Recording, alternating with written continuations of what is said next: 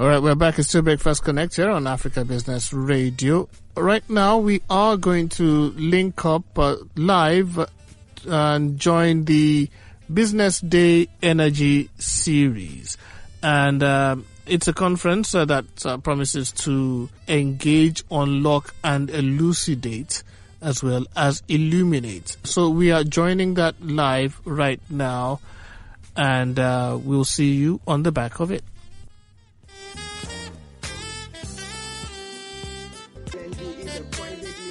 Petroleum Corporation, NNPC, with 49% shareholding, and 3 international oil companies, Shell, Total, and Ajib, with the current reality today, with Nigeria LNG having actualized those objectives. Since we started operations in 1999, NLNG has delivered over 5,000 LNG cargoes to various destinations globally and generated about $110 billion in revenue. Last year alone, we achieved plant reliability at a record 98.4%, with a production record that translated to the company essentially exporting at least 1 cargo every day down the Bonny River. This used to be a dream, but it's now reality. To date, Nigeria LNG has converted about 6.8 TCF of associated gas to liquefied natural gas and natural gas liquids, thus contributing to the reduction of gas flaring by upstream companies from what was about 5% before we commenced operations to less than 12% today. We also set up a conservation area, the Finima, in Bonny Island, an area of 1,000 hectares as a carbon sink in pursuit of a cleaner environment underpinned by a on safety zero objective, which demands zero harm to people, zero harm to the environment, and zero harm to our facilities.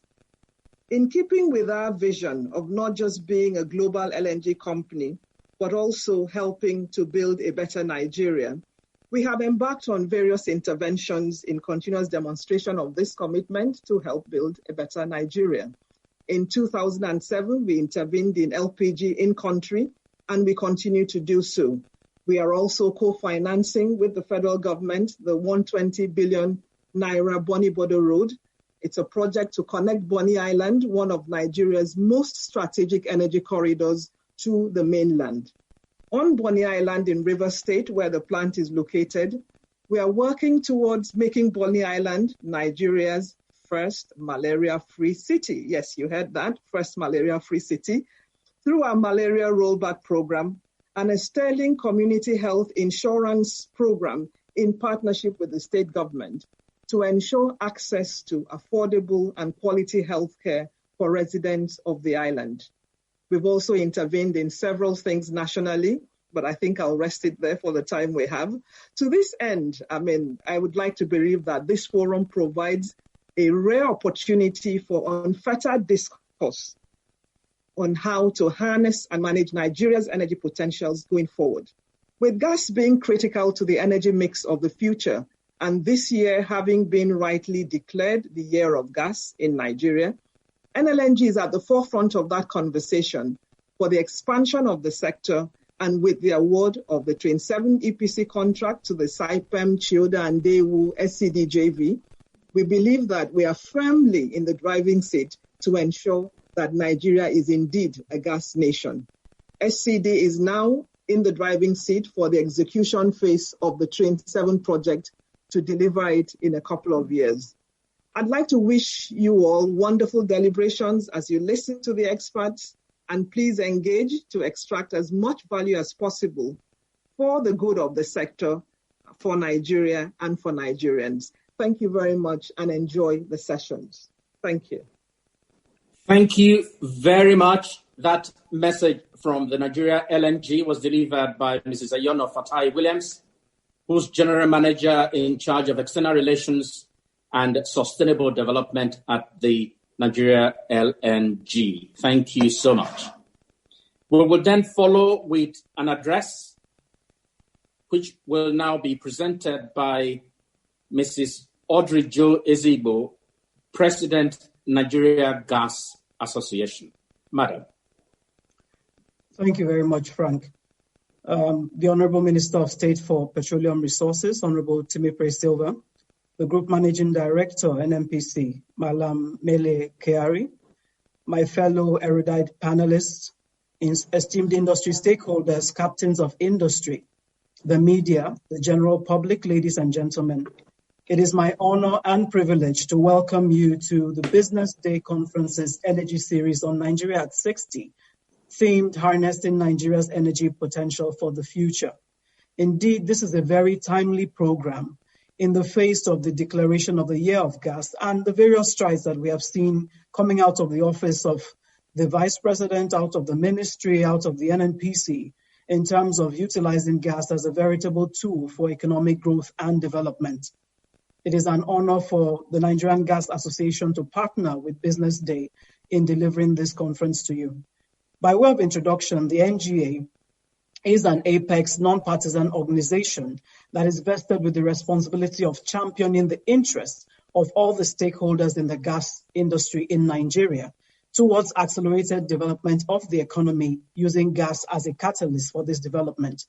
Established in 1999, we are the voice of the gas industry in Nigeria with a robust membership that encompasses players in the upstream, midstream, and downstream gas value chain, including international and indigenous players, including also our other allied services like banking, insurance, shipping, financial, and various advisory services that provide support to the gas industry, as well, of course, as a robust base of individual professional members who are in the Nigerian Gas Association. The NGA works in close partnership with various industry groups to ensure that we're speaking the same language when it comes to gas. We work closely with the different arms of the government, with agencies such as the NCDMB, to make sure that we're also looking at local content.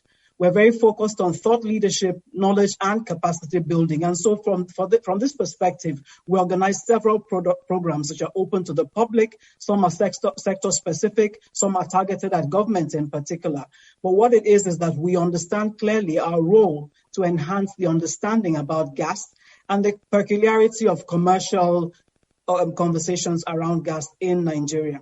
So over the last 21 years, the NGA has remained true to this advocacy vision, serving as the voice to promote gas development in Nigeria. In Nigeria, we have the largest proven gas reserves in Africa. And indeed, we are clear that Nigeria has the potential to become the gas superpower of the continent.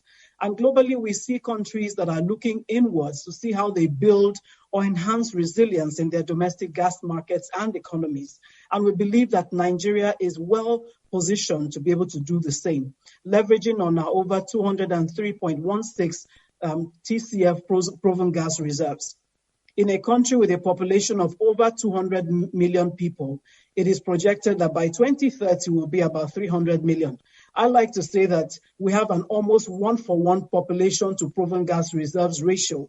And the onus is on us as a country to see how we can leverage these resources to take us out of the poverty conversation in the world and position us as a gas-based industrial nation, which indeed is the aspiration of the government. Gas is a tool for economic rebound and reflation. It is an enabler of various sectors of industry. Gas is food. Gas is jobs. Gas is economic development. Gas is revenue. Gas is social welfare for our people. Gas is the wealth of Nigerians. And so we feel that gas can make Nigeria very great again. And that these kinds of conversations that we'll be having over the next 2 years, over the next 2 days rather, is very auspicious, very timely, and much needed.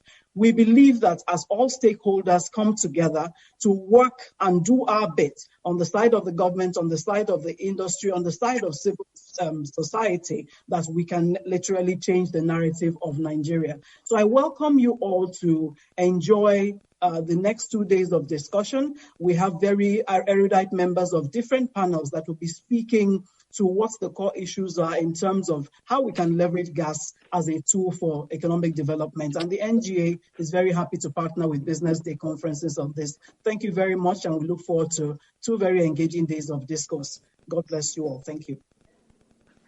Thank you so very much. Audrey is the president of the Nigerian Gas Association. And of course, I am sure you would have been engaged with her passion. I must tell you that as a journalist in Nigeria over the last 30 years or more, I have been trained to approach examining government policies by asking two questions. Does this policy lead to more production, or does it just center around how to share what we already have? One refrain in Audrey's speech was benefit our people, which is today's keynote address has been raised for such a time. The Honorable Minister of State for Petroleum. We have seen, and I think you will join me in congratulating him for how he has dealt with some very, very urgent but critical issues that have been on his desk. Whether it's the matter of the deregulation of the downstream petroleum sector, as I alluded to earlier, or it is in the agility in getting a government-approved or an executive-approved PIB draft to the National Assembly, or the deftness in engaging with labor over thorny issues around deregulation. In all of that, our next speaker has distinguished himself. So may I now take the honor and privilege to invite the Honorable Minister of State for Petroleum to please deliver his keynote address. Chief Dr. Silva. Hello, sir. He's on his way here now, sir. Okay. He's on his way? Yes, sorry. In the next 5 minutes, he'll be here. Yes. Okay, so we expect him to be at NNPC building, I'm told. He's here already. He's there already? He's on the floor. He's coming to the hall now. Yes. Okay. All right. Do we just beat some time and while we wait for him? Please, that would be great, sir. Thank you so much. Anyway, our Honorable Minister is going to be joining us from the NNPC building today. He's already in the building on the floor, we're told, and we should see and hear him speak to us shortly. I was speaking earlier about how full his plate has been, how reformative the sector is emerging in the time of his leadership. And of course, it is not time yet to get relaxed. There's still a lot of work that we expect has to be done. So we must continue to encourage to Chief Dr. Timipre Silva, the Honorable Minister of State for Petroleum, the reform-minded minister, a man raised for such a time like this. Honorable Minister, over to you, sir. Thank you very much for joining us. First, let me thank the organizers of this event, and let me also stand on the protocols already established. I am pleased to speak on this occasion of the 2020 Business Day Energy Series, Fuel of the Future, Gas Summit, which has been so aptly themed, Nigeria at 60, harnessing Nigeria's energy potential for the future. Energy enables national economic growth, and there is no gainsaying the fact that as a nation, Nigeria remains one of the most blessed countries on the face of the earth, with a plethora of mineral and energy resources waiting to be harnessed. In this regard, the government of President Muhammadu Buhari carved out some strategic priorities for the Ministry of Petroleum Resources to stimulate the sector in order to foster the sustainability of the Nigerian economy, enhance energy availability, create well-paid jobs, and take millions of Nigerians out of poverty. Consequently, we at the Ministry of Petroleum Resources promptly identified with global considerations of natural gas emerging as a critical transition fuel that could help to battle global warming and function as a bridge between the dominant fossil fuels of today and the renewable fuels of tomorrow. Natural gas has intrinsic abilities to meet the increasing global requirement for cleaner primary energy use, while at the same time enabling much needed domestic industrialization for economic growth in very few endowed countries such as Nigeria. These realizations prompted us to tag 2020 as the year of gas. We are therefore encouraged to collaborate with all stakeholders to initiate national activities in line with this mantra. That is why I must commend the organizers of this summit for choosing to put on the front burner the gas subject in discussing about the future of energy in Nigeria. As you are already aware, the global pandemic, COVID-19, upset the dynamics of the global energy mix with the attendant revenue shortfall consequences for countries like Nigeria who depend primarily on hydrocarbon sales for revenue generation.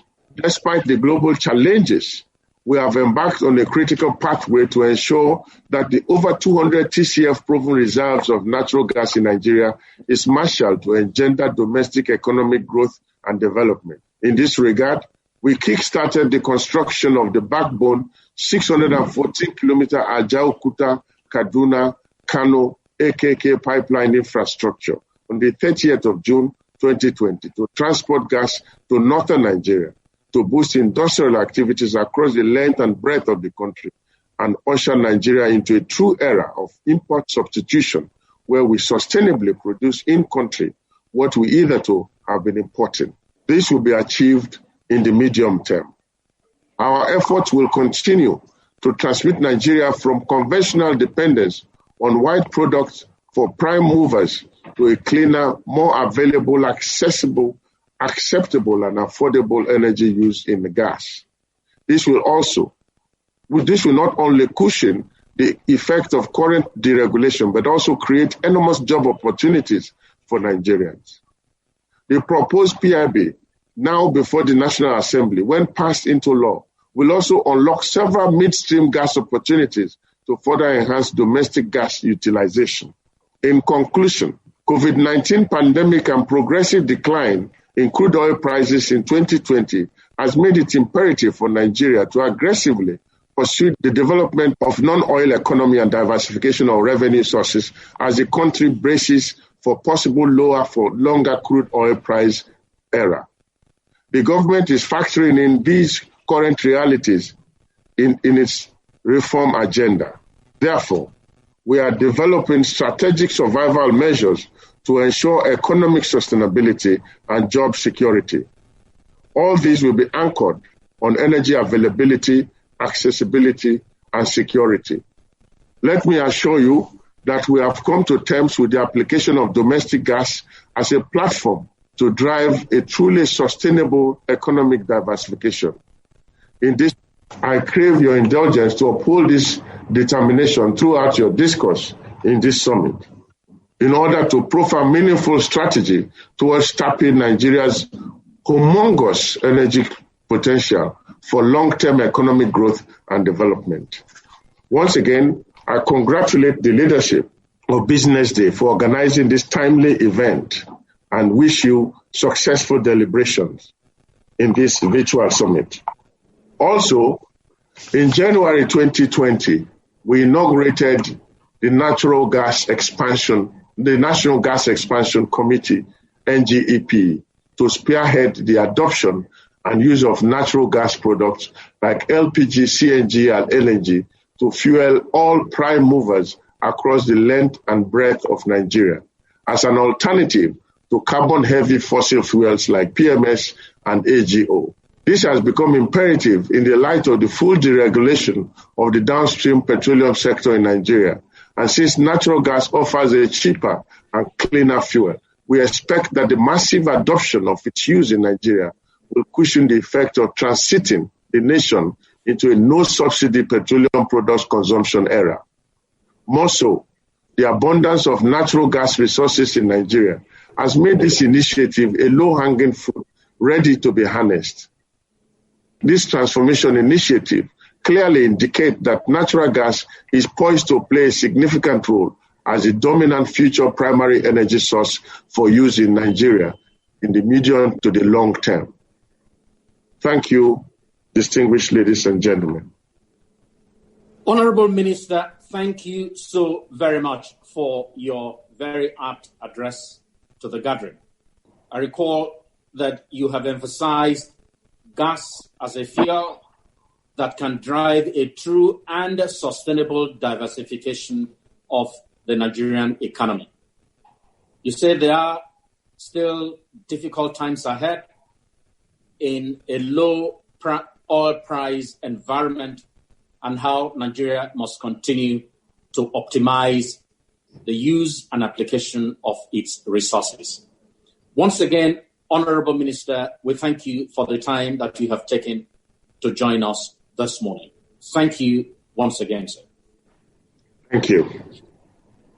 We will now go on to take a very relevant address from the Group Managing Director of the NNPC, Malam Mele Kyari, who will be speaking to us on the topic Perspectives on Gas Sector Development.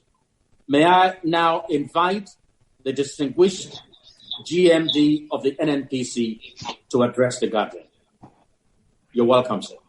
Thank you very much.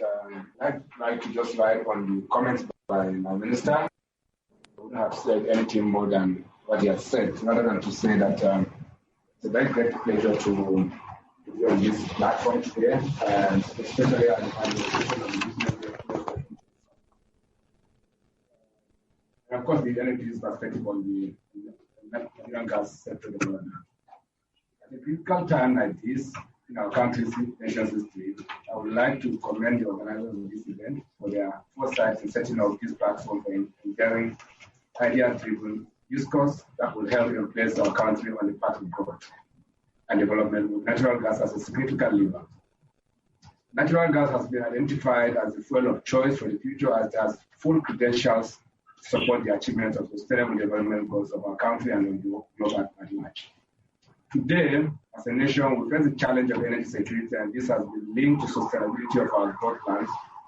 The UN 2030 Agenda for Sustainable Development and Paris Climate Accord also reaffirms that our development framework to be sustainable, it has to harmoniously align with the influence of the three key factors of sustainability, that is, economic growth, social and environmental factors.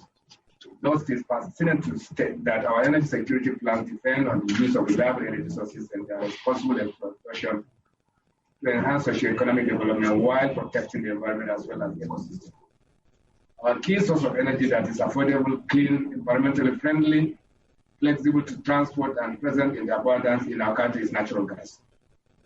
Ladies and gentlemen, the NNPC has since realized the huge potential of this amazing natural resource, backed by the commitment of the government and to us to migrate to a gas-based industry perspective, and also to make gas the energy of future, and also the fact that this is the year of gas that our government has declared. That is why, since assumption of office, we have identified 5 key priorities for the gas sector. These are the Deliver Gas Infrastructure Blueprint, that is the ELS2, OB3, KKS, and CPS, and also grow domestic gas utilization to 5 billion scope by 2022, develop 5 gigawatts of power generation by 2022, explore transmission partnership and investment to unlock the evacuation of power and improvement, and finally deliver the NNP Trend 7 by 2024. These are very critical, and their imprints and footprints will be very obvious at the end of the day. The key focus area will not only expand its operations domestic gas footprint, but will also support the development of petrochemicals, fertilizer, methanol, and other gas-based industries that will generate employment and facilitate balanced economic growth. To drive and stimulate investment and growth of the natural gas sector, the NNPC is focusing on the implementation of the Nigerian Gas Master Plan, which covers infrastructure, sectoral development, and price framework. In essence, the NGMP stipulates the development of 3 major domestic gas transmission systems in Nigeria. This includes the Western system, that is the existing 30-inch extra-hot Lagos pipeline system, what we call the ELS1 and ELS2, with capacity of 2.2 billion scope. And then the ongoing east-west connection via the OB3 line, which has a capacity of 2.4 billion scope on full capacity. We also have the Trans-Nigeria gas pipeline, the Ajaokuta Abuja Kaduna Kano pipe gas pipeline is a segment of that framework, and related to this development is the power plants such as the 3 gas power plants along the AKK corridor. At the NNPC, we are aggressively pursuing other gas development initiatives with the aim of improving Nigeria's economy using the appropriate fuels. In terms of gas power, we are developing and integrating gas and power infrastructure networks. That means increasing the connectivity as well as stimulating gas demand and power generation pieces and all other related issues. This connects completely to the ongoing efforts of the Honourable Minister of State to deepen gas utilization under the platform of the Nigerian Gas Expansion Program. The NNPC is also making efforts to expand natural gas resource exploitation. In this regard, we are capitalizing on the experience of key players in this industry to grow production efficiently, leveraging on technology acquisition and project financing across the value chain. We have also made remarkable inroads into exploratory activities in some frontier bases with significant gas shows. Ladies and gentlemen, in all these efforts, collaboration is key. Let me state here that we have a sufficient plan in place to provide adequate energy infrastructure in tandem with the expanding population growth and economic activities, and of course in alignment with the objectives of government to create further development in our country. We are equally collaborating among key industry players and government agencies on key sectors, even as we are developing energy-related policies and investment to attract foreign direct investment with the help and support of the federal government. At this juncture, let me acknowledge the significance of policy and regulation in this regard. The support of Mr. President and the effort of the Honourable Minister of Petroleum Resources, Chief Timothy Silva, who declared 2020 as the year of gas in driving initiatives and positioning natural gas alongside allowable. And of course, this gives us all the steer that we require. It is equally heartwarming to know that several of these gas initiatives, such as the 7 days, the economic recovery and growth plan ERG 2020, the natural gas policy of 2007, portends a great deal of prosperity for the natural gas sector in Nigeria. The natural gas will definitely reduce environmental and social impact due to gas flaring, protect the environment, prevent waste of natural resources, and create social and economic benefits from gas flaring. I will not end this discussion without emphasizing the need for proper legislation. The passage of the Petroleum Industry Bill or petroleum legislation, in whatever name it comes, is long overdue. And we're happy that just yesterday the Honourable Minister of State presented the initial draft of the bill for declaration by the National Assembly. I believe that today the National Assembly will take that on, and then the next process of it will continue, and ultimately to look to having legislation in place. And I know that with one piece of legislation that will expand economic growth via improved revenue flows from the oil and gas sector and make the industry efficient and competitive. NNPC is committed to supporting a sustainable legislation that will bring a transformation to the industry, promote transparency and accountability across the value chain. Before I conclude, ladies and gentlemen, let me restate NNPC's commitment to going forward, pushing the following efforts towards driving Nigeria's gas sector development. Number one, we will embrace technological development to make such fuels more affordable and with less carbon footprints. We will develop initiatives, project financing mechanisms for gas exploration and infrastructure along the value chain so that there will be wider stakeholder involvement and engagement. We will leverage on natural gas' active role in the energy arena and its credentials and develop cooperation and collaboration with strong partners to chart pathways to sustainable future energy. Gas advocacy and effective communication on the emerging challenges and opportunities of the energy sector to policy and decision making. In conclusion, the NNPC will continue to develop export gas potentials, and of course, by the back of this is to build on the 7 critical gas projects, which we know that some of the companies will deliver those objectives. The AKK, the OB3, the Nigerian Trans-Morocco gas pipeline, the LNG Train 7, and many other projects that are in the pipeline. NNPC, as you may be aware, is perfectly positioned to support all efforts aimed at value-adding value to Nigerian natural gas space. Above all, let me state that we shall execute all that is in line with our guiding principle of transparency, accountability, and performance excellence, which is the only part that will drive us towards global excellence. It's really a big privilege talking to this very distinguished and informed forum. And thank you very much for listening. I wish you good deliberations. Thank you very much. Thank you very much. Thank you so very much, GMD. heard you very clearly, even if we did not see your face at all. I'm not sure that was deliberate. I think the technology may have misfired at some point in the course of the presentation. But we appreciate your message. You stress the critical role or place of policy as a driver of the development of the sector, and we can truly see that in a number of ways. We congratulate you for the work that you and your team are doing at NNPC, and we wish you the very best. Once again, thank you so much, sir. We are making good time. It will now be a session in which I will host the Managing Director, CEO of the Nigeria LNG, Mr. Tony Atta, at a fire. All right. Let me start the Nigeria LNG model and how it is one of the most viable models for investment in the industry in Nigeria. Now, tell us, what exactly is this model? What are the differences between the NLNG model and the joint venture model in the industry? And why, in your opinion, has it been so successful and so much talked about? Can you still hear me okay, Frank? I'm hearing you well, yes, please. Okay, I think you have asked what is a bundle of questions. There seems like 3 questions in one, but all linked to the NLNG model. This is a model that has been very successful. I must confirm that it is also a joint venture, because you asked to sort of differentiate between this model and the popular joint ventures we know about upstream. I think the major difference is really a combination of the NLNG model structure, the governance, the accountability entrenched in the model, the transparency element, and by far, most importantly, independence, because I will talk about interference and the value that has given to this particular model. Now, the typical joint venture models upstream, you have unincorporated, which essentially means that they are not registered legal entities.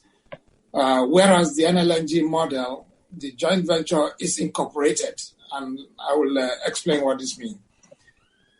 In the incorporated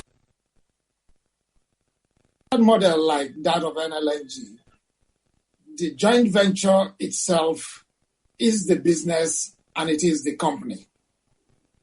Whereas in the unincorporated joint venture, similar to what you have upstream, the joint venture is the business. The companies are different. However, those companies have agreed to come together to run a business, which is the joint venture. They collectively will typically appoint one of the companies to run the business on behalf of the others. Now, that is the difference. In the case of the NLNG model, structurally, the joint venture itself is the company, the business is the company. The shareholders are different from the company. And I think from that explanation, you already start to see the differences. In the case of the upstream, the average equity holdings there is about 57% for government. Of course, you have some that are 60-40, 60-20-20, as in the case of the SPDC joint venture, 55 for NNPC. But in the case of NLNG model, NNPC is the single largest shareholder there with 49%, but then you have 3 IOCs, Shell with 25.6, Total and Total 15, and ENI. Now the IOCs are a combined majority of 51% versus NNPC's 49. And you can already start to see the differentiation, whereas upstream predominantly NNPC on behalf of government is the major shareholder with average 57% equity. Again, when it comes to funding, which has been a major issue upstream, every partner would have to contribute its equity fund. So in the case of the entire upstream, you will see in the JVs, government is required to contribute 57% of the cost of running that business. And if you look at the current realities of government's funds, then you see that the upstream continues to struggle. Whereas in the case of the NLNG model, the company as a legal entity is licensed to fund itself. So the company goes out to the market to raise funds. Of course, in the very early days, the shareholders put in money, about $5.5 billion, which has since been paid back. That was a loan. That has since been paid back, and the company is clearly independent today. I think so. We don't have cash calls. We don't have cash call issues because we're self-funding, whereas in the upstream, because everybody's contributing into the pot, you have this cash call.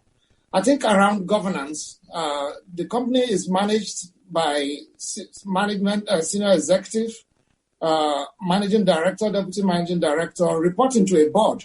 And that's it. So the board is the ultimate governance body of the company.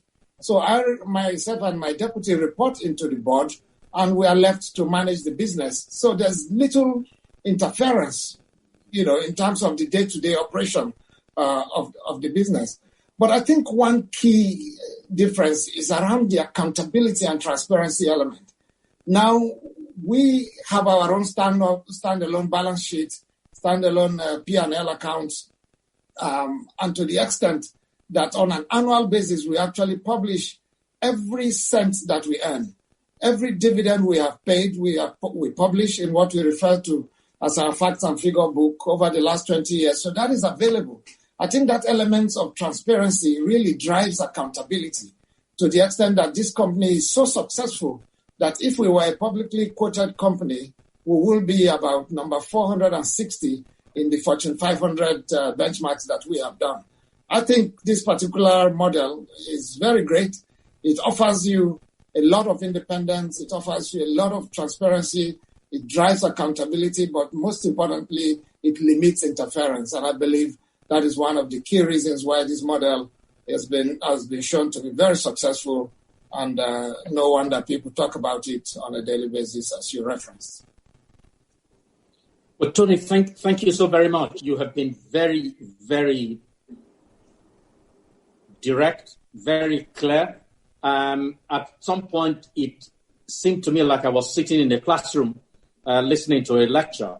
But you have broken it down. You've talked about the structure. You've talked about accountability and transparency. And another thing that I'm sure many of us did not know, you have also dimensioned the company in a global sense. How high, if it were to be listed on a global stock exchange, for instance, where it will be. Thank you so very much. Let me just ask you, and I'm sure you can deal with this very, very quickly. So in your view, what are the direct benefits of the LNG, the Nigeria LNG model and its operation to the Nigerian nation? I think just picking back on the description I gave on the model, the real benefits would be linked to the success of the company without a doubt. We have a vision to be a global LNG company on the one hand, on the other hand, to help build a better Nigeria. So this is an ambidextrous vision that our founding fathers pulled together over a long time. And you can see that globally, we continue to represent Nigeria in the marketplace. But on top of that, we have been adding value to not just our shareholders, but to the country itself. To date, in the last 20 years, we have earned more than $100 billion in revenue, out of which we have paid dividends. And I think it's the dividends that make the difference in terms of contribution to the nation on the right-hand side of helping to build a better nation. Over $18 billion of dividend has been paid to the federal government, of course, through our shareholder, NNPC, with 49% shareholding there. Another 18 billion has also been paid to the other 3 IOCs. But on top of that, because we do not have our own gas resource, we buy gas. So essentially, we are an outlet for gas. We're a catalyst for gas development in the country, to the extent that we have bought gas worth over $15 billion from the federal government in the last 20 years. Indeed, initially we were tax exempt very early on, but since we became taxpayer, we have contributed $9 billion in taxes to the federal government. More than anybody else in the country, we are by far the highest taxpayer in Nigeria. And I think that is information that can be validated. But overall, we also contribute in the environmental space. Prior to Nigeria LNG, Nigeria was number 2 on that ignominious league of gas flaring nation behind Russia. Russia is still number 1.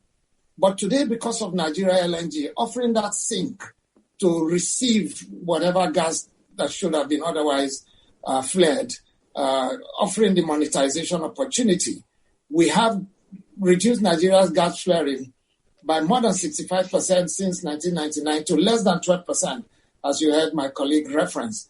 Today, Nigeria is number 7 on the league of gas flaring nation, just because Nigeria LNG is available to take the gas and monetize it on behalf of the country. As we speak, even the United States is flaring more than Nigeria.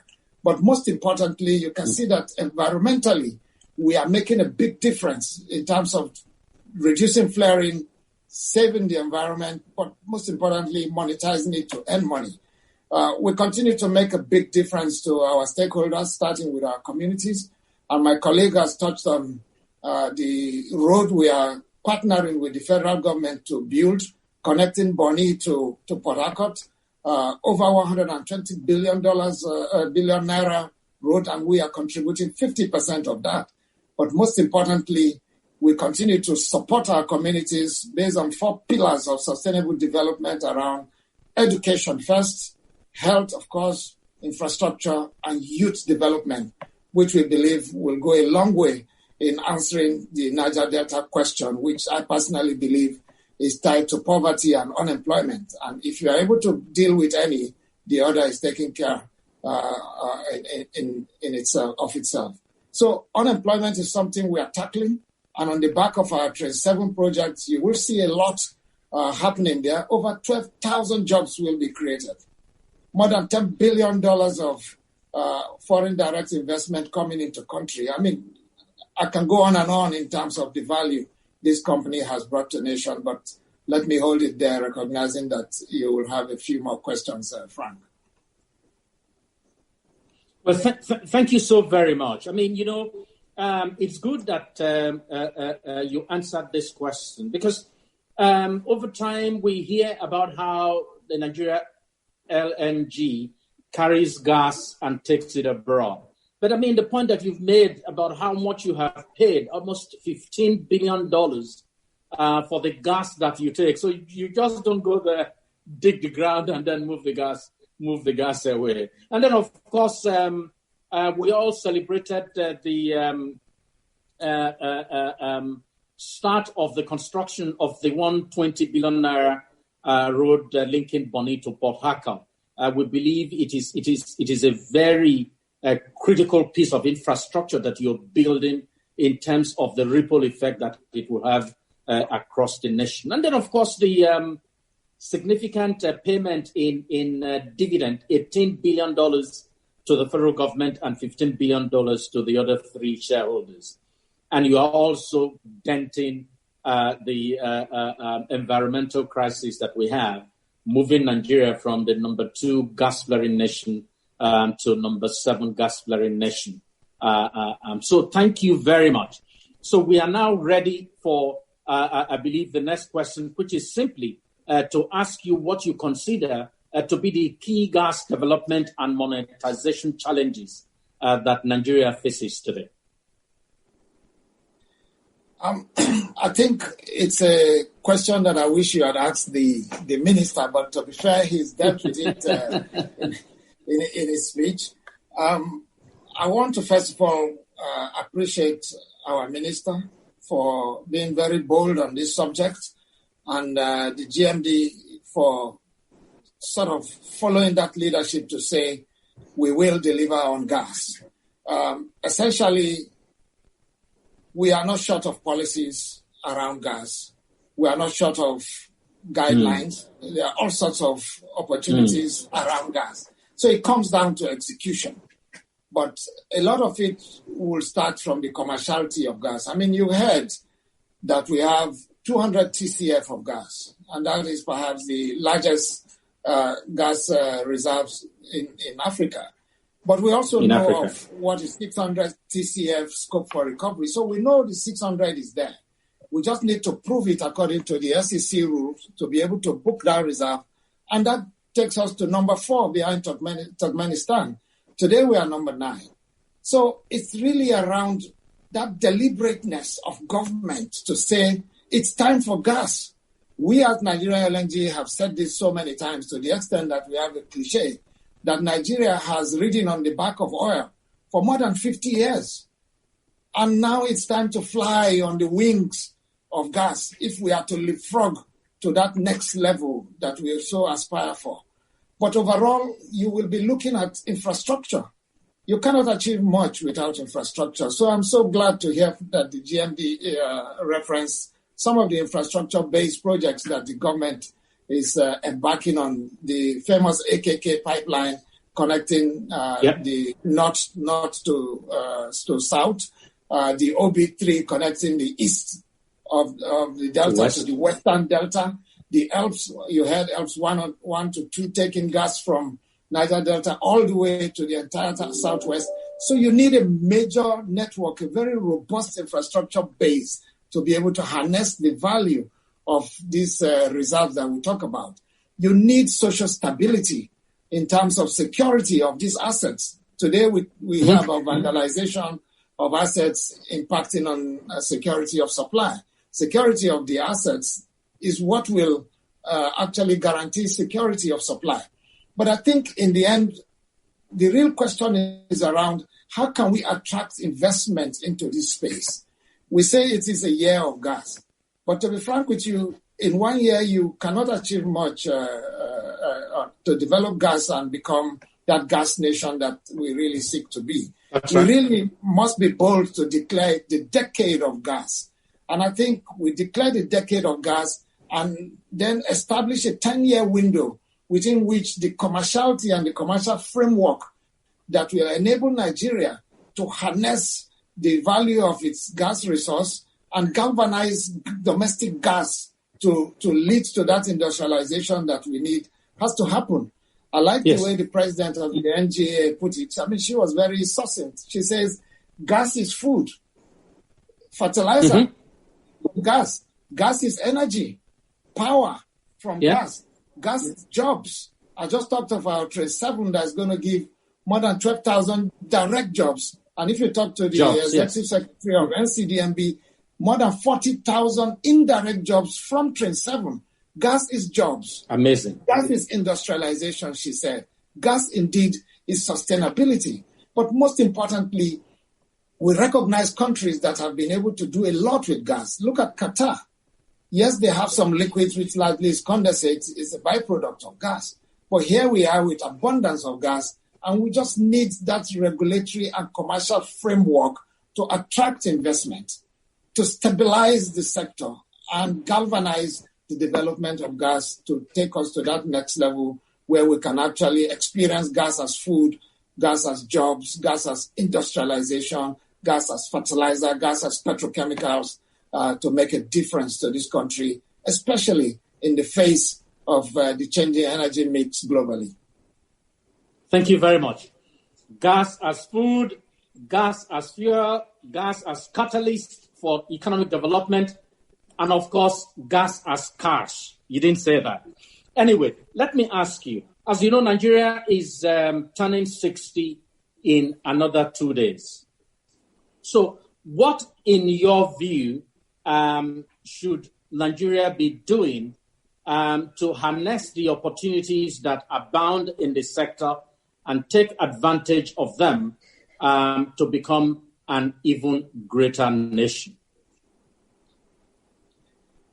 I think it's related, Frank. Essentially, my sense will be around focus. You need the government to focus on this particular resource at this time. We have 200 TCF, and today we have 22 million tons per annum capacity at Nigeria LNG. Yes, of course, Train 7 will help us move by additional 35% of that capacity going to 30 million tons. But 30 million tons from 200 TCF is a non-starter. Australia today, we know, has 128 TCF, but they have 88 million tons per annum capacity LNG plant. Malaysia has only 97 TCF. They have already about 29, 30 million tons. Indonesia, 103 TCF, 26 million tons. Mozambique, that is coming, is actually talking about 50 to 120 TCF only. But their ambition and starting point is 50 million tons per annum. So I think that deliberateness is very crucial. And as I mentioned upfront, it's not something you can achieve in 1 year. I think it's a major start that the Honorable Minister has declared the year of gas. But we need to be deliberate to say, this is the decade of gas. We want to focus on gas. And we want to harness gas to its fullness, starting with the development in the domestic space, but also enabling the NLNG to be able to earn the money to finance the domestic. I've heard a lot of people say, oh, you are just taking the gas as you referenced. No, we don't just take the gas. We buy the gas. We create opportunity by paying for the gas.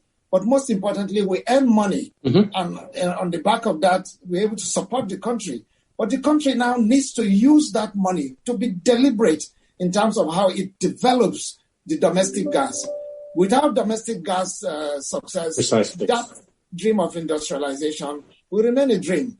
Power will remain a dream.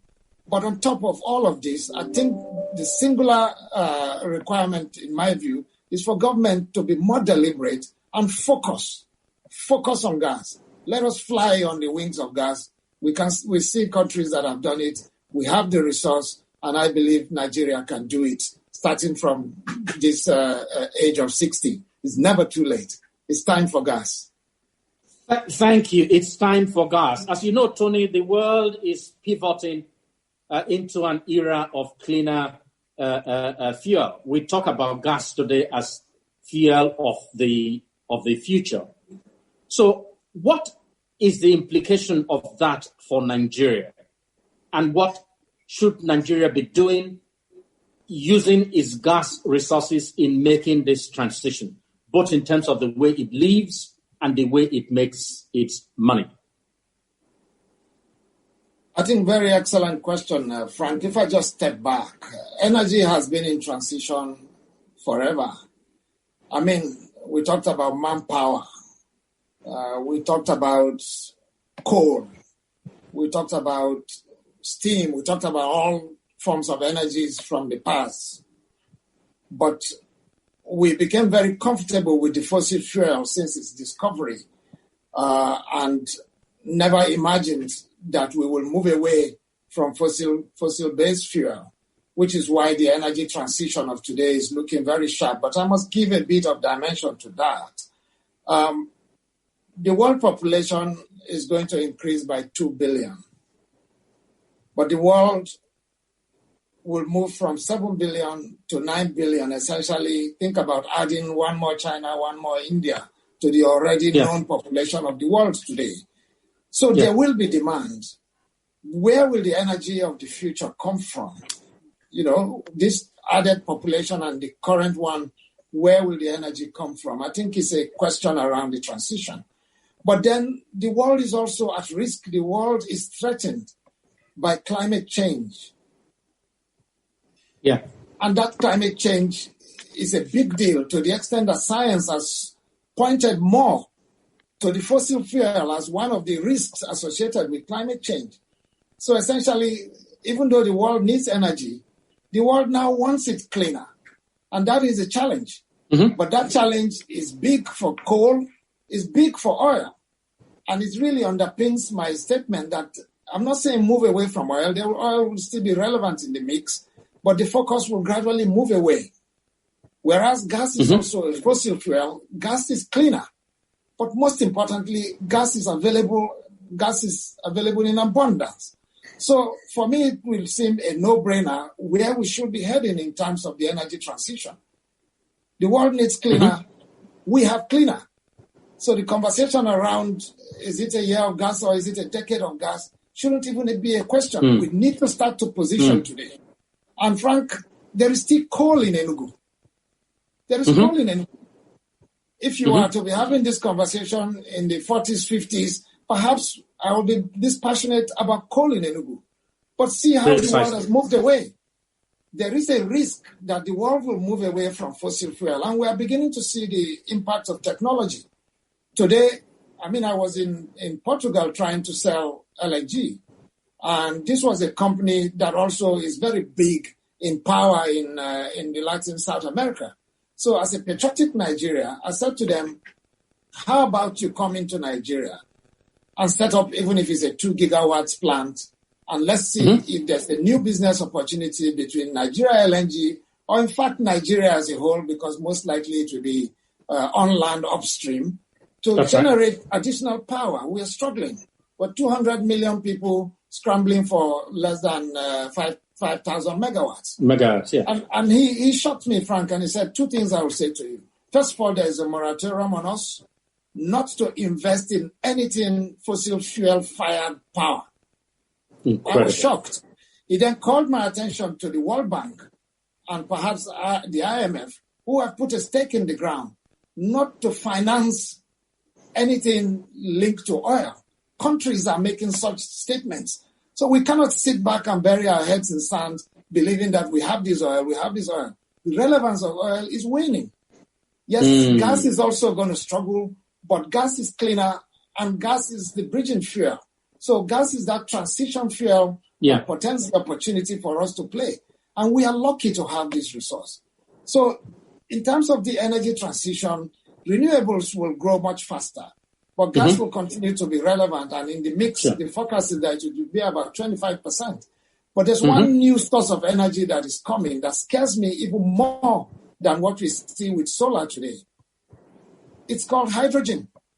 And on the back of technology, hydrogen is looking like the energy of the future. None of us saw it coming.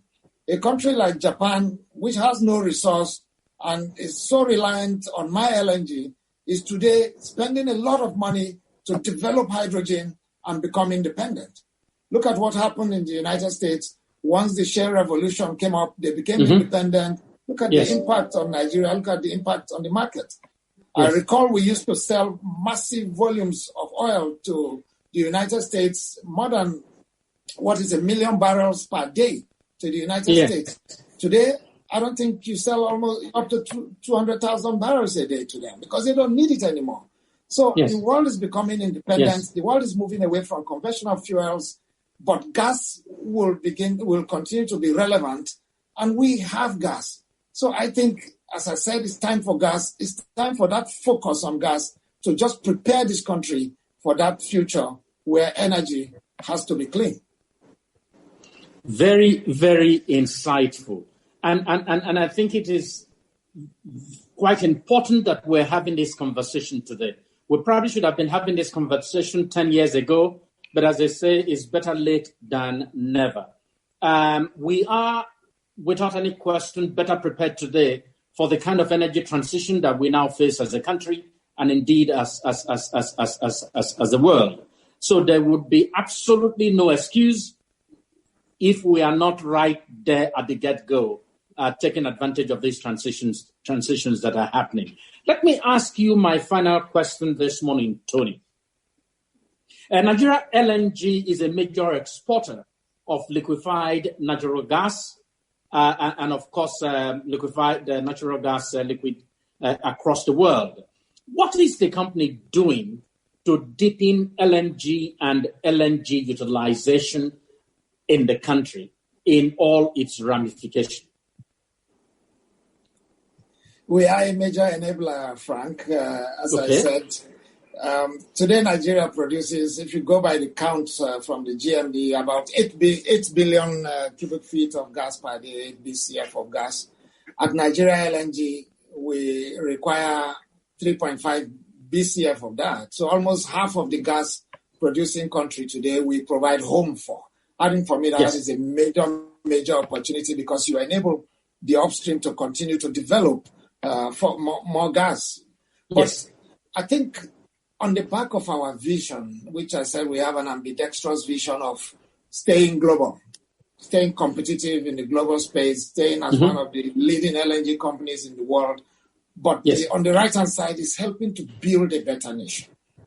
And part of our contribution is really in the LPG space. By 2007, Nigeria had only 50,000 tons of LPG capacity in the country, 50,000. And on a per capita basis, it was less than 1, where countries like Ghana were already 4, Morocco was 16, Senegal 17. On the per capita basis, per kg of consumption.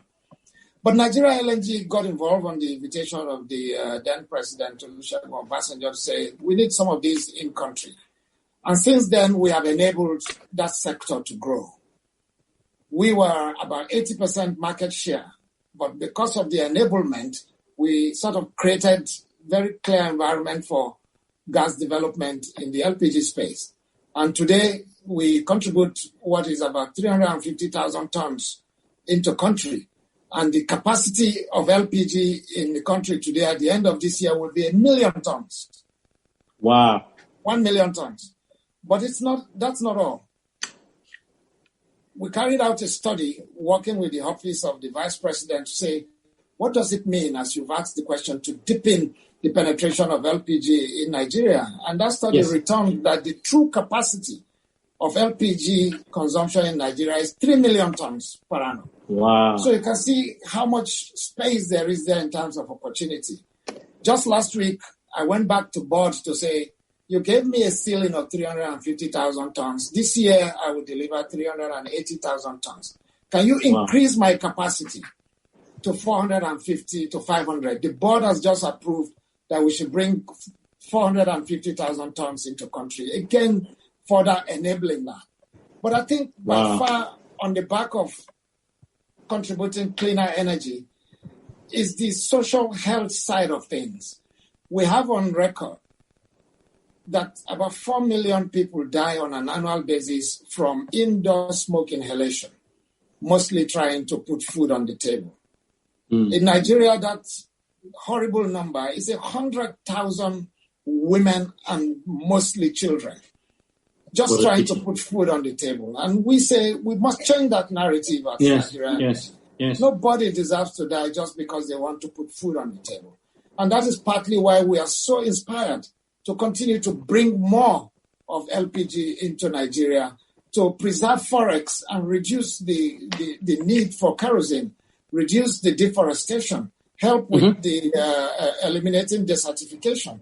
Yes. I think that is a major contribution from Nigeria LNG, which a lot of times is not very public.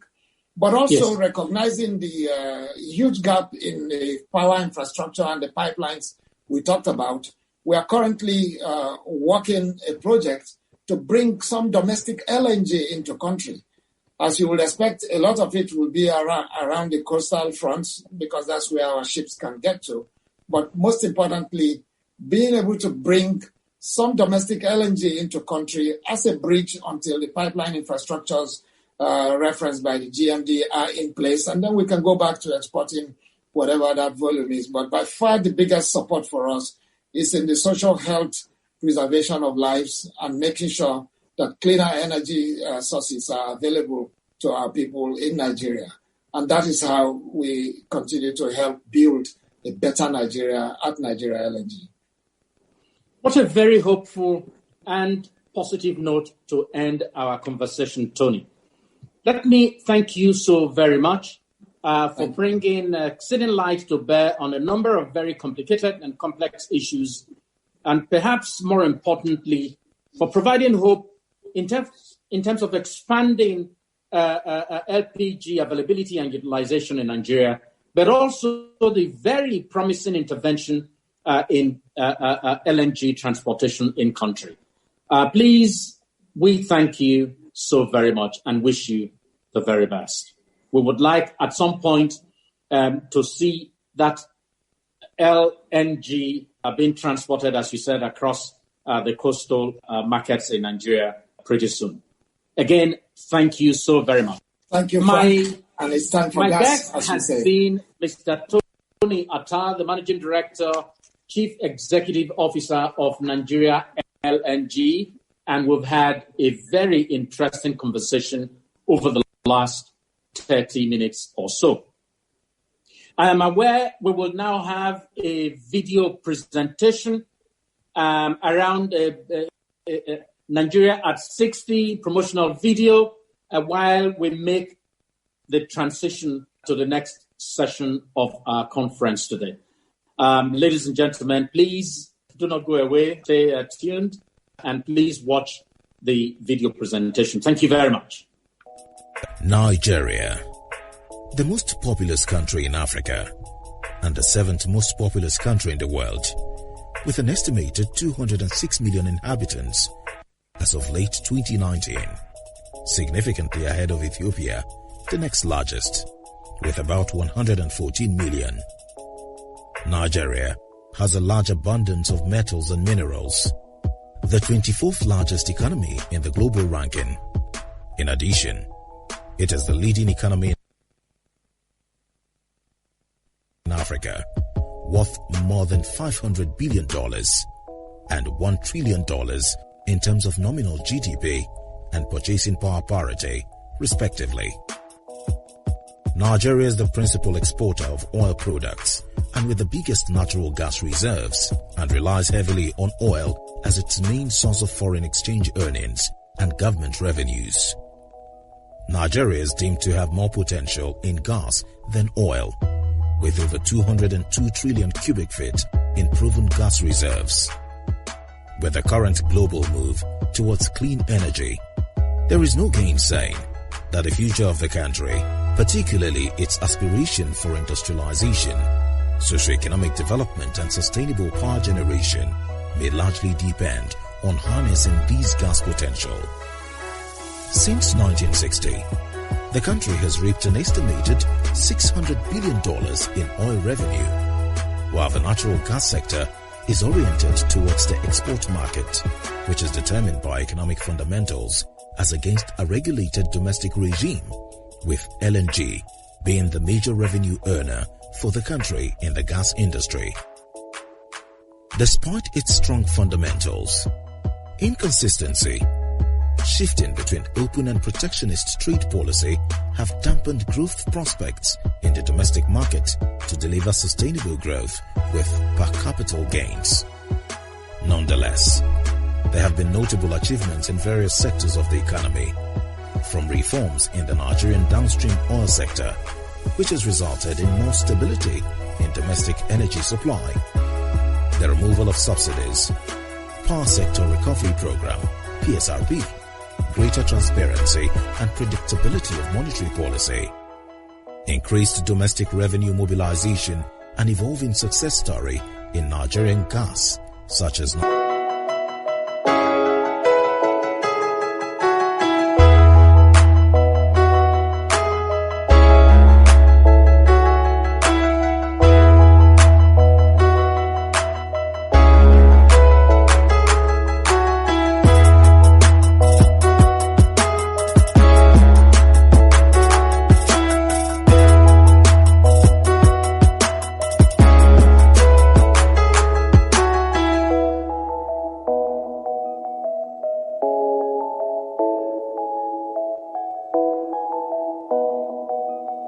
the National Gas Expansion Program, NGEP, designed to expand domestic gas supply and stimulate demand in country, is advancing policies that will tackle challenges with Nigeria's gas sector, including poor fiscal terms, lack of market-reflective prices, and poor infrastructure, as well as provide.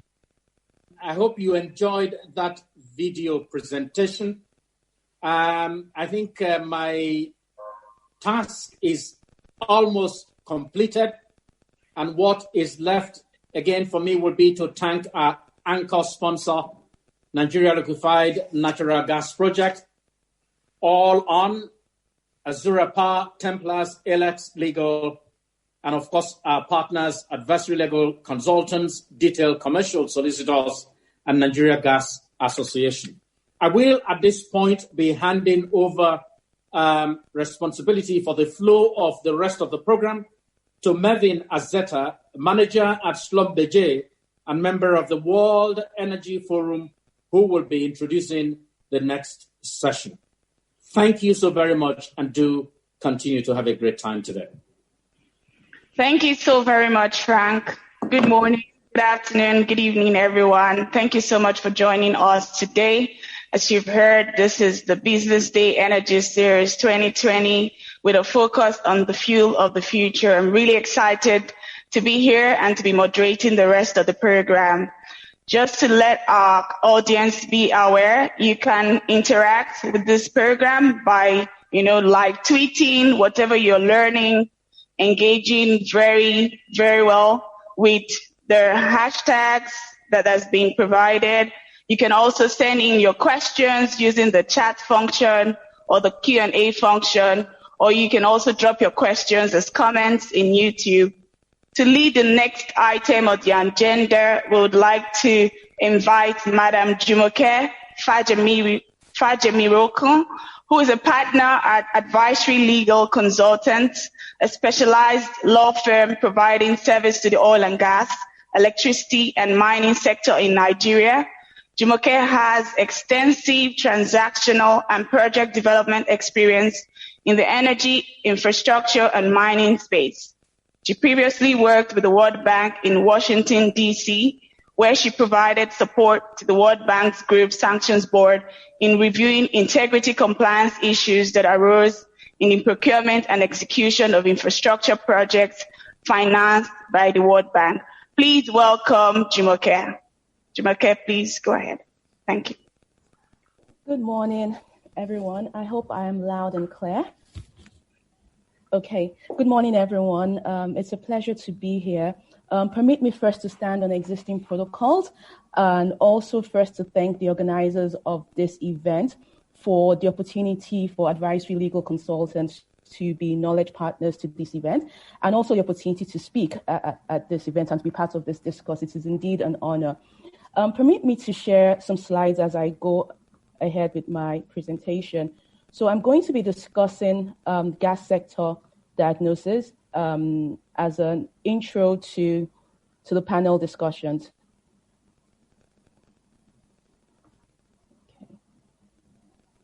Okay. So it's a very interesting time to be talking about gas right now. As we know, the world of oil is entering its decline phase, and that has been discussed extensively in the preceding sessions. We have new sources of oil emerging. OPEC's influence with shaping the direction of crude oil prices is weakening over time. We see that the global energy industry is entering into a transition phase away from oil. The world is going green. Alternative energy sources are emerging, as well as new technologies that are now providing real competition to oil as a fuel source.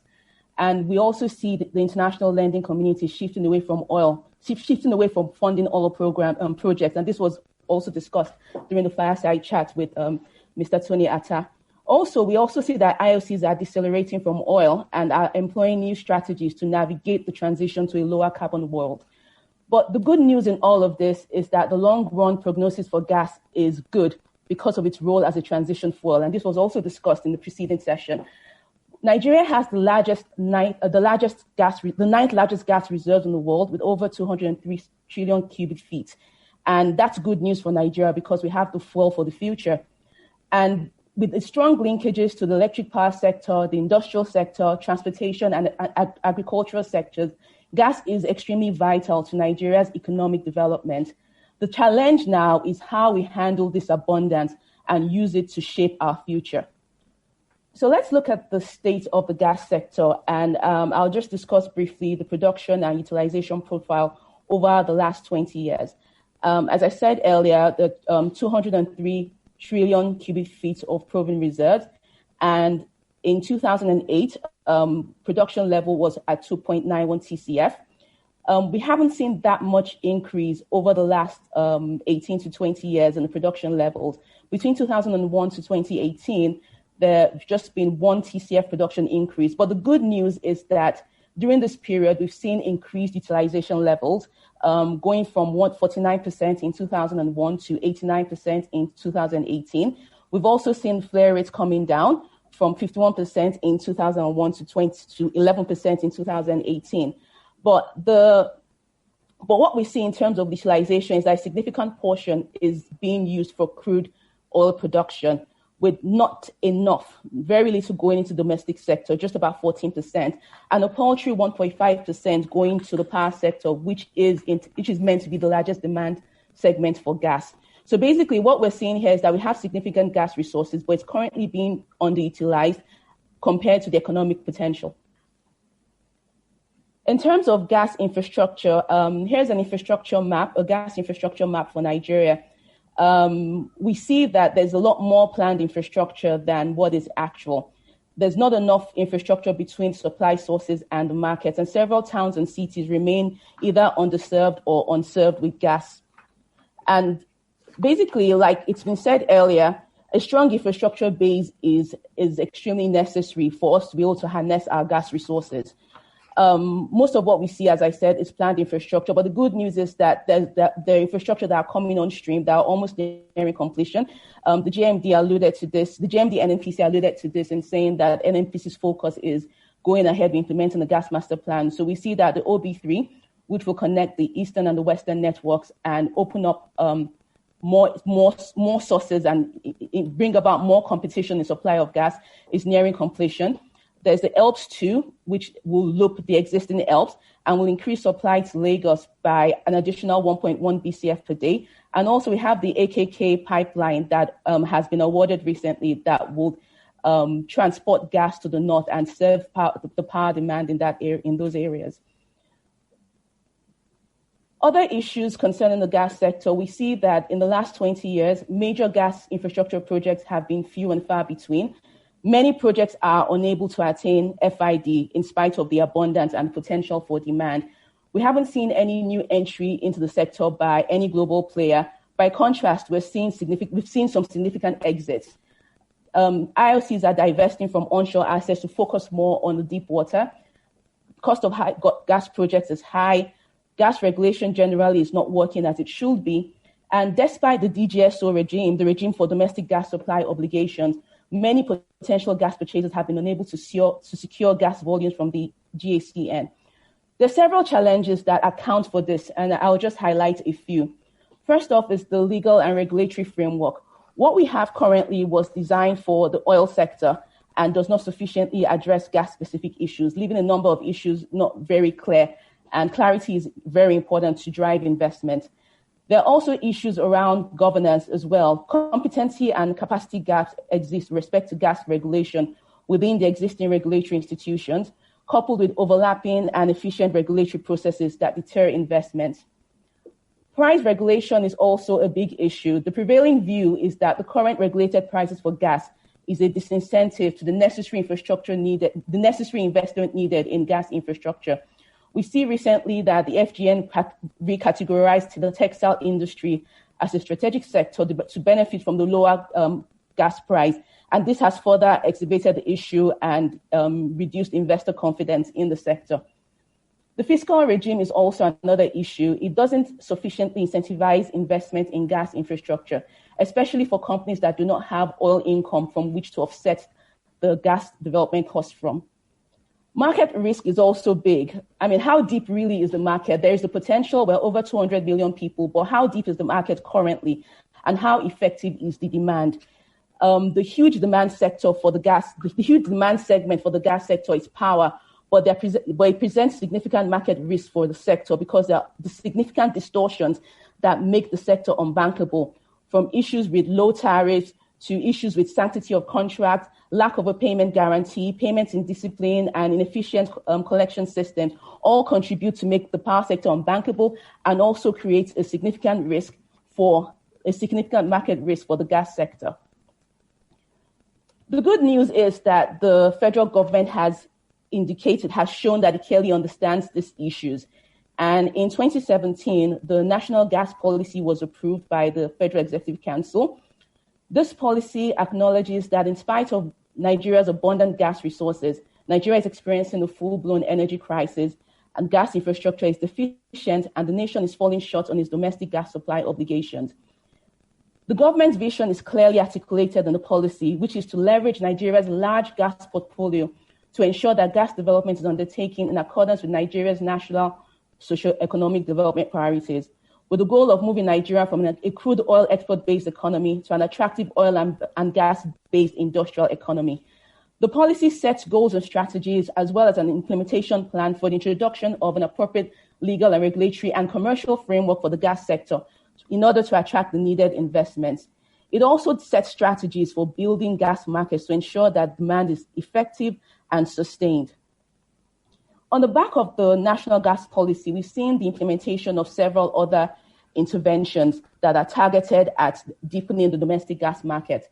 There's the National Gas Expansion Program that the Honorable Minister spoke about earlier, which is a series of ongoing initiatives that seeking to promote the use of LPG, CNG, and domestic LNG as alternative sources of domestic energy for Nigeria. So we see initiatives around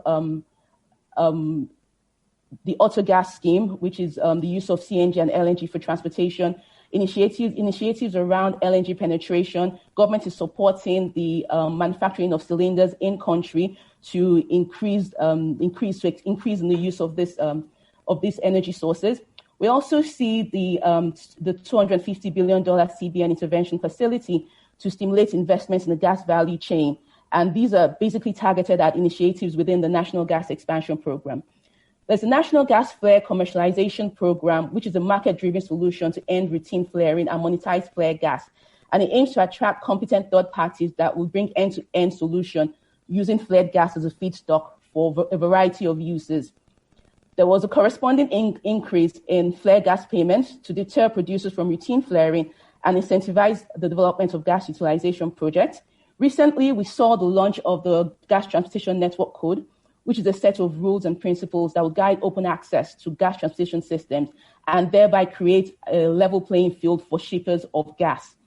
And finally, in the power sector, we've seen that it's pleasing to note that the government has finally yielded ground on the move to cost-reflective tariffs.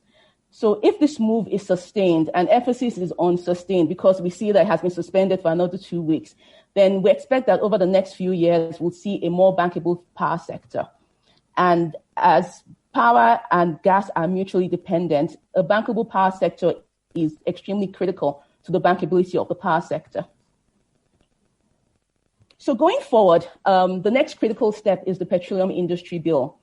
Now we've seen the policy and the interventions that are being taken, but it's critical that the PIB delivers on a legal framework that will enable the attainment of Nigeria's policy aspirations. There are a number of prevailing issues that the PIB must address. These include governance of the sector, a clear licensing framework for all activities within the gas sector value chain, including processing, storage, transportation, network operation, retailing, and gas distribution. There needs to be clear rules around economic regulation, which is currently lacking, to ensure that there's a level playing field amongst players and as well as a competitive gas market. There's a requirement that there needs to be a requirement for tariff methodology for gas infrastructure, for the use of gas infrastructure, together with guiding principles to ensure that investors are able to make an adequate return on their investment. There also needs to be clear guidelines around the transition to a market-led pricing for gas as a commodity. Rules around third-party access is very key, as well as providing a regulatory basis for the network code. There's need for a fiscal regime that will induce investment, and also, of course, rules governing customer protection. And ultimately, a framework that assures the possibility for a gas-based industrialization and will encourage all the needed investments that are required to actualize the National Gas Expansion Program and all the policy aspirations that are outlined in the National Gas Policy. other key issues that the PIB must address, and it's interesting to note that this was mentioned by the Honorable Minister, is the enabling investment in the midstream. This is urgently necessary to enable players beyond NNPC and the incumbent upstream operators to viably develop midstream gas infrastructure. Another important issue where clarity is required is on the issue of licensing entry to participate in local distribution networks. Where should this properly lie? Over time, NGC has assumed the power to license players for this segment. However, in a proper regulatory environment, entry and participation into distribution should be within the control of the regulator and not a regulated entity. So if going forward we leave this to the regulator to determine who to license to go into distribution, then we may well find acceleration of investment in this very crucial sector that will take gas to the markets. Before I conclude, it's important to mention the issue of offshore gas development. As we know, optionality is key for energy security, and a significant amount of Nigeria's gas resources are currently held in PSC blocks. However, a number of these resources are largely stranded as a result of the absence of commercial terms for investment in gas by PSC contractors. As we know, Nigerian PSCs contain very limited provisions on the exploitation of natural gas that is discovered, and it envisages that contractors and the NNPC will enter into separate gas terms on the funding arrangements and on contractors' participation in any project to develop commercial gas discoveries. These gas terms have been absent over time, and the absence has not encouraged the PSC contractors to address gas discoveries and has hampered the development of many significant discoveries in the deep offshore. So the PSC gas terms is extremely critical to unlock these gas resources and broaden the options for gas sales, gas supply beyond the Niger Delta. In closing, I'll go back to the PIB to close out. Once again, it's very important that the PIB presents the opportunity to conclusively bed the framework for the actualization of the policy aspirations that are outlined in the national gas policy and the various interventions that have been taken. What we hope is that the PIB will deliver on a strong, well-resourced, independent, and competent regulator that will steer the ship for Nigeria towards a shared greater prosperity for all Nigerians. Thank you very much, and I trust that the rest of the deliberations will be successful. Thank you for having me. Thank you so much, Jumoke, for sharing those insights. Well appreciated. We will now move on to the panel sessions. We have very exciting conversations coming up. Business Day has done a fantastic job of curating conversations that will keep us engaged and enlightened throughout the day. To begin the panel session, I have the honor of inviting the first moderator, and this panel session is on gas market development, the opportunities, the drivers, and the challenges. This panel will seek to have an end-to-end discussion examining the overall market potential for Nigeria's immense gas reserves. Panelists will comprise of representatives from the Ministry of Petroleum Resources, the power sector, the midstream infrastructure space, and the industrial end users. So I'm delighted to invite Mr. Israel Aye, Director of Aspen Energy and Senior Partner for Primera Africa Legal. He has extensive commercial and legal knowledge of the oil and gas business in Nigeria. In addition to his role at Primera Africa Legal, he is a director at the Aspen Energy Nigeria and faculty member of the International Law Institute, African Center of Excellence. Israel has been named by Who is Who Legal Annual Ratings as one of the world's leading experts in energy and natural resources legal practice consecutively since 2012. Prior to his current roles at Primera Africa Legal and Aspen Energy, he worked in-house in Shell, where he has at different times provided hands-on legal advice and support to transactions and projects in the upstream, midstream, and downstream sectors. Please welcome Mr. Israel Aye to take the mic. All right. Thank you very much, Marvin, and I hope I got that pronunciation correctly. And thank you again very much to the Business Day for convening this event. And it's really started off very strong. been on online since the beginning. We've had really interesting and energetic sessions. And to start to ground this entire conversation, we're having this first session, which is talking about gas markets. Where the opportunities are, what the challenges are, and how perhaps we can start to de-risk that. And to help us unpack this thought, and again, just to make the point that gas markets are very critical to this conversation, because after you've created an enabling environment to develop gas, it's important that you develop a local gas market.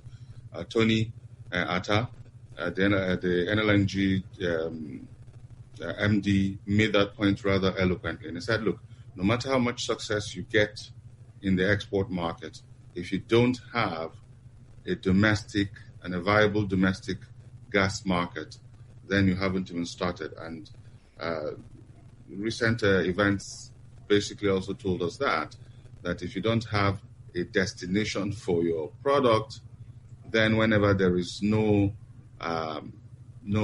export, as we're beginning to see, then that entire industry dies. And that's not an industry, as a matter of fact. So to help us unpack this, we have the following distinguished gentlemen. I have to apologize. It's none of my making. My panel is not diversified in any sense in terms of gender diversification, but it is what it is. And we're delighted to have these gentlemen nonetheless. So the first person I'd like to introduce is Justice Derefaka. Justice is a marine engineer graduate from the Rivers State University, Port Harcourt. He has a master's degree in environmental management from the University of Lagos and the second master's degree in sustainability leadership from the University of Cambridge, the United Kingdom. He's also a doctoral research scholar, rounding up his study at the University of Bradford, United Kingdom. He's currently the technical advisor on gas business and policy implementation to the Honorable Minister of State, Petroleum Resources, Federal Ministry of Petroleum. And in his role, he drives the national gas implementation built on the goals of the federal government for the gas sector vis-a-vis removing the barriers affecting investment and development of the gas sector, the delivery of critical gas infrastructure, and the overall vision to be an attractive gas-based industrial nation, as well as giving primary attention to meeting local gas demand requirements, developing a significant presence in international markets, and to move Nigeria from crude oil. Prior to his role, Mr. Justice managed health, especially occupational health, safety, and environmental issues across the shell companies in Nigeria. It's my pleasure and my privilege to welcome Justice to this particular conversation. Thank you very much, Justice, for being with us. Thank you for having me. Again, joining us in this conversation is the Managing Director of Shell Nigeria Gas, Ed Obong. And I'm just still looking out to see, I haven't seen Ed. Maybe my system is not showing that very clearly. Just confirm that Ed is with us. Right. So, Ed is the Managing Director of Shell Nigeria Gas, and he's responsible for leading the company and safely delivering its domestic gas growth aspirations. He joined Shell in 2001 after completing a bachelor's degree in electrical and electronic engineering from the Federal University of Technology, Owerri, and completing the Shell Intensive Training Program, SITP, run by Robert Gordon University, Aberdeen. He also holds a master's degree in engineering from the University of Southampton, UK, and an MBA from INSEAD, France. Ed is married to Agatha, and they have two lovely children. He is passionate about football, polo, chess, teaching, and motor racing. This is not part of my brief, but Ed is probably the only one I know who's actually taking a road trip through all the majors, I think all the state capitals. He did that many years ago with his own car, by the way. So let us all welcome Ed to the program. And very quickly... Thank you, Israel. Pleasure to be here. Right. Okay, I was a bit worried because I can't see on my screen, so it was getting a bit... Anyway, so let me introduce very quickly Devakumar Edwin. Devakumar was previously the Chief Executive Officer of Dangote Cement until he resigned as the Group CEO on 31st January 2015, 14 years, following 14 years spent in industrial management in India. He joined Dangote Industries Limited in 1992 and has since held several managerial positions within the group. He is a chartered engineer holding graduate and master's degree in engineering from the Madras University, India. He holds a postgraduate diploma in management from IITM Holland, and he obtained, which he obtained in 1978. And he obtained all in 1978, 1980, 1986, respectively. Ladies and gentlemen, let's welcome Edwin Devakumar to this conversation. Thank you.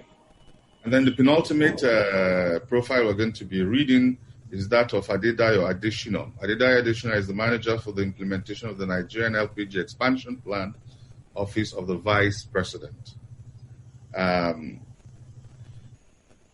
Started out at St. Mary's Private School, Lagos, and went on through St. Gregory, which is definitely very proud of.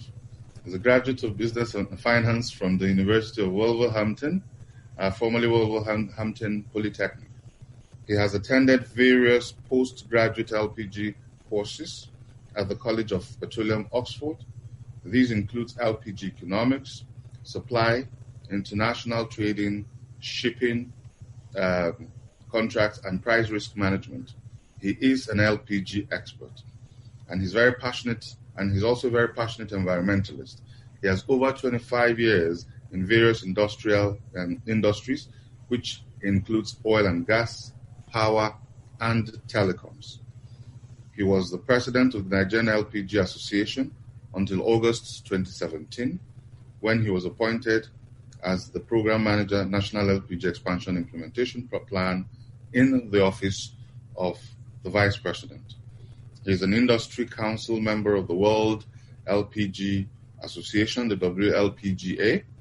He's a board member of the African Energy Association, and he's a member Sustainability Commission of the Nigerian Economic Summit Group, the NEESG, and a member of the Energy Institute, London. Mr. Dayo Adesina is a consummate energy person, particularly in the LPG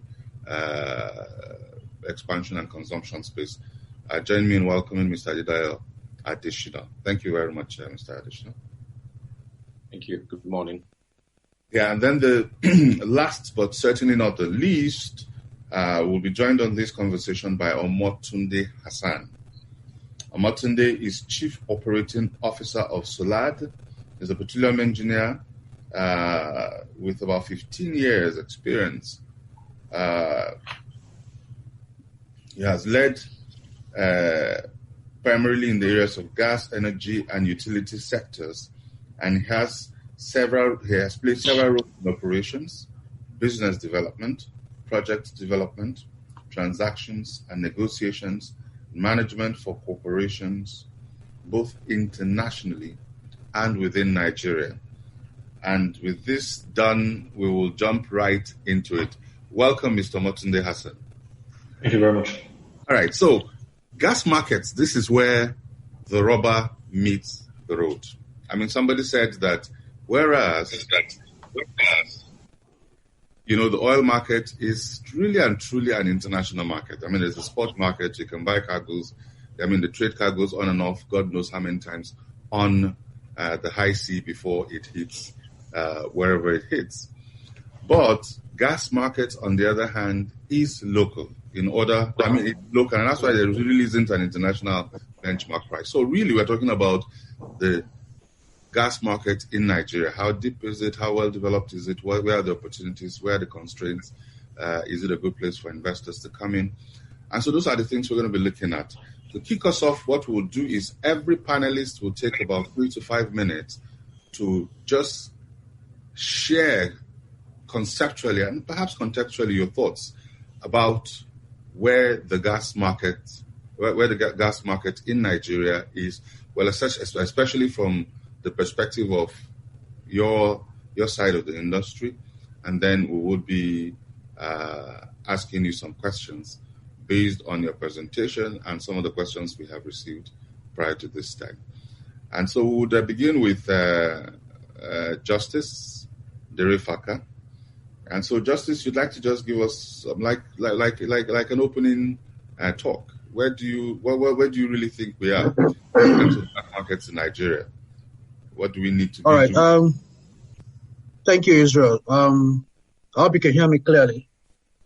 Very clearly, Justice. Excellent. So I'll quickly start with the rationale behind the development of the national gas policy.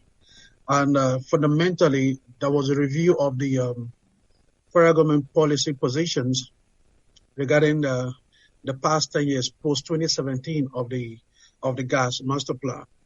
Now, notably, there were shortcomings, like we all know, of the 2018 gas master plan in terms of attracting the added private sector investment for building critical infrastructure and, of course, developing a mature domestic gas market by the target year of 2015. Now, whilst the gas master plan made some inroads, if you like, successes, say around 3.8% year in, year out, it barely kept pace with the national population of this country, which was around, at the time, 2.1%. Now, what that means, what that implies is that there was insufficient growth in the development of Nigeria's gas sector in real terms. And if you look at the national gas policy, it still makes domestic gas utilization as its priority, and at the same time, making a presence in the international market. Now, just to give us some numbers, if we look at 2050, in terms of the most populous countries in the world, Nigeria wasn't on the map as at 2050. The last of the 12 countries was Bangladesh. But in 2017, Nigeria became the 7th most populous nation in the world, with Bangladesh number 8. Now, it's been projected, if you listen to the MD of NLNG, Mr. Tony, he made mention of the world population moving to around 9 billion by 2040, 2050. Nigeria will be the 3rd most populous nation in the year 2050. Now, what does that mean? That means we need a lot of energy. So our gas resources readily comes to play. Now, the other issue I want to mention here is that presently, globally, there are 1.1 billion people that don't have access to energy. Of that number, Africa has around 600 million. Now, come down to our West African sub-region, we are the highest in Africa, about 178 million.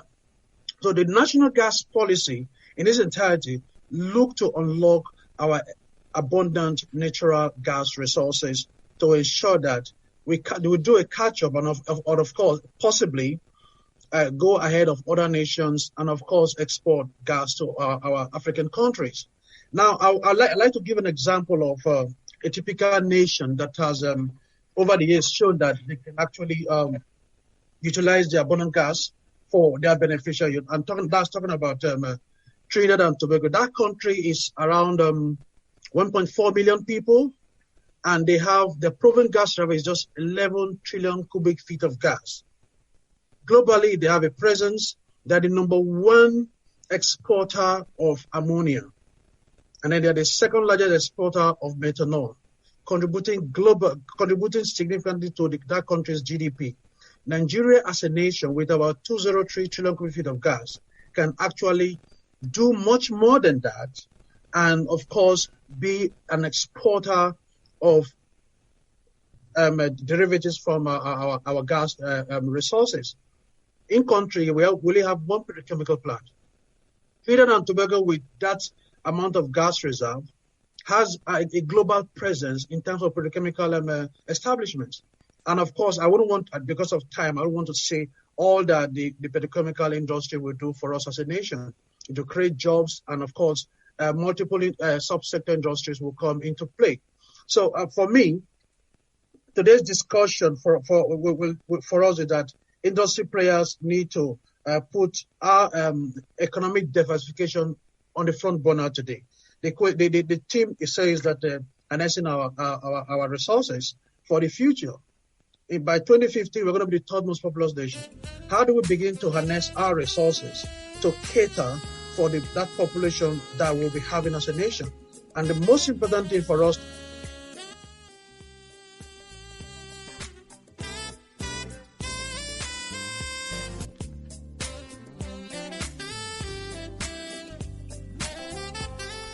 All right, you've been listening to various speakers there on the Business Day Energy Series Conference. It starts at 10 a.m. Welcome address by the publisher of Business Day, Frank Aibogun, and several people have said a thing or two with opening remarks coming from Sadiq Maibornu, the Deputy Managing Director of NLNG, Mrs. Audrey Joe Ezigbo, President Nigeria Gas Association, Timipre Silva, Honorable Minister of State for Petroleum Resources, and lots more. Tony Atta, MD CEO, Nigeria LNG Limited, and now regular programming will continue right after that.